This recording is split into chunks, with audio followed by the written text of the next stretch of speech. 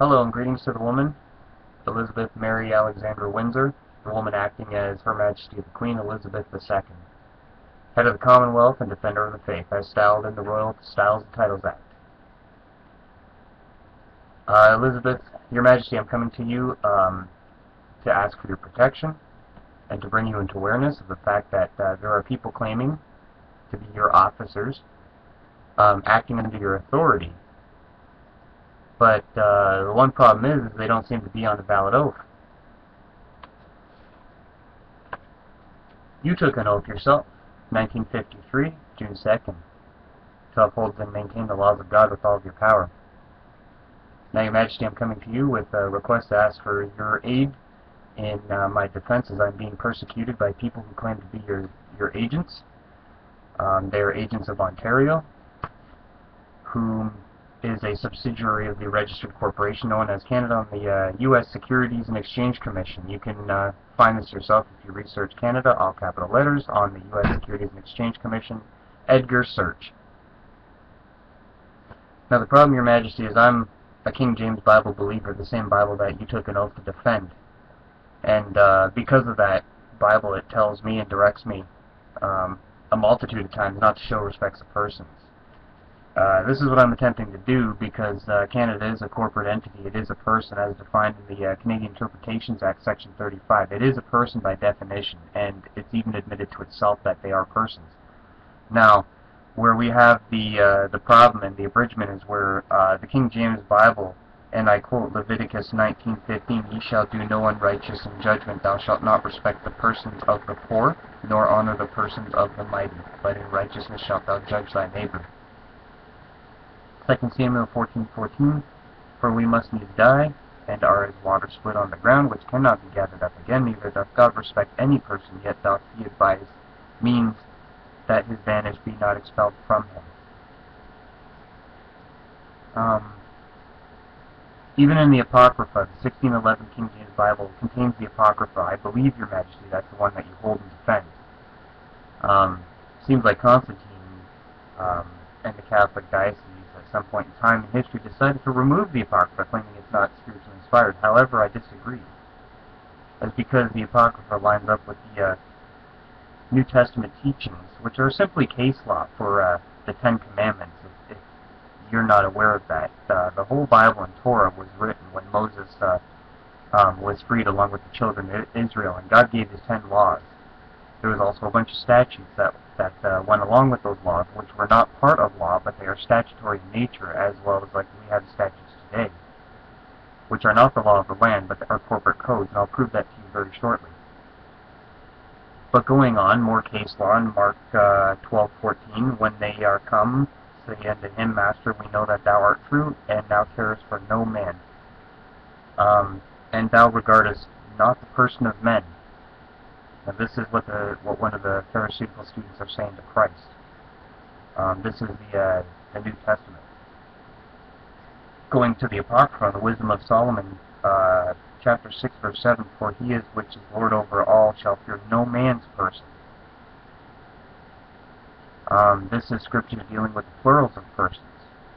Deuteronomy 1:17, "Ye shall not respect persons in judgment." Deuteronomy 10:17, "For Ahijah is your God, is God of gods, and the Lord of lords, is a great God and mighty and terrible, which regardeth not persons, nor taketh reward."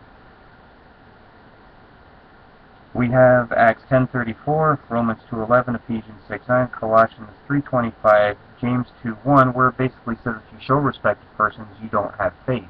Remember what God said to Abraham. He said because Abraham believed God, he became a friend of God. Well, unfortunately, I prefer to be God's friend and not his enemy. So I don't want to respect persons. That's where you come in, with your agents. And then finally, going on to James 2:9, looks like, "But if ye it says, but if ye have respect to persons, ye commit sin, and are convinced of the law as transgressors." Now, just to show you that I'm not lying, and of course you got that wonderful Bible which you defend, which is probably highly guarded in one of your churches in England. I'd love to see it. But you can also reference that yourself. It's right here. James 2:9. right there in the middle. But if ye have respect to persons, ye commit sin, or convinced of the law as transgressors.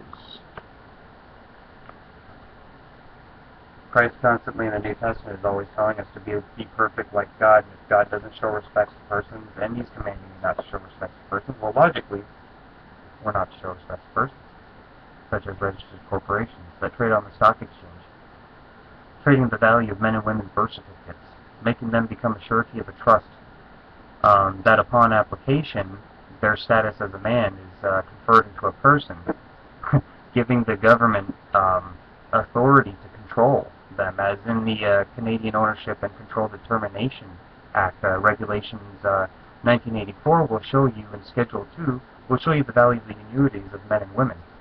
This is slavery, Your Majesty. I'm a King James Bible believer. I require your protection immediately.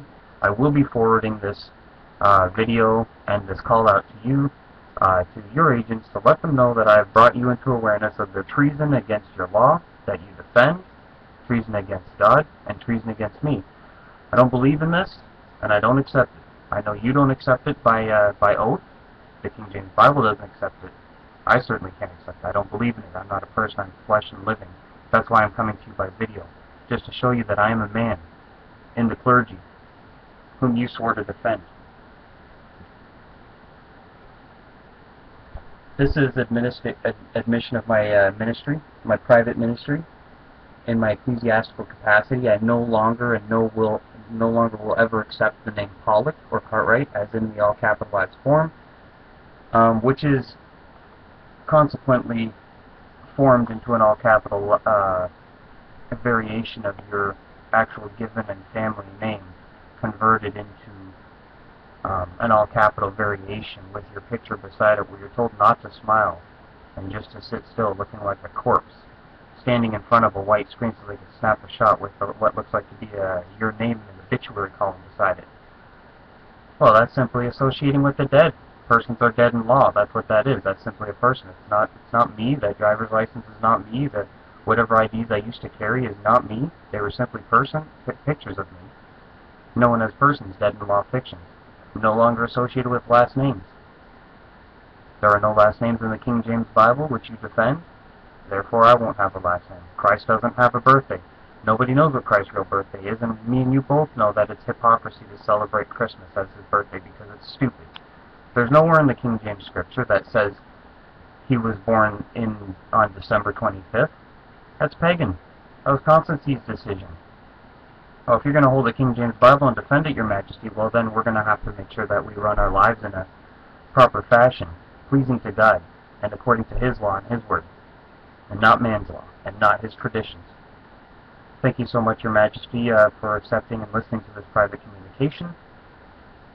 It is May the 15th, 2015, 6:26 p.m.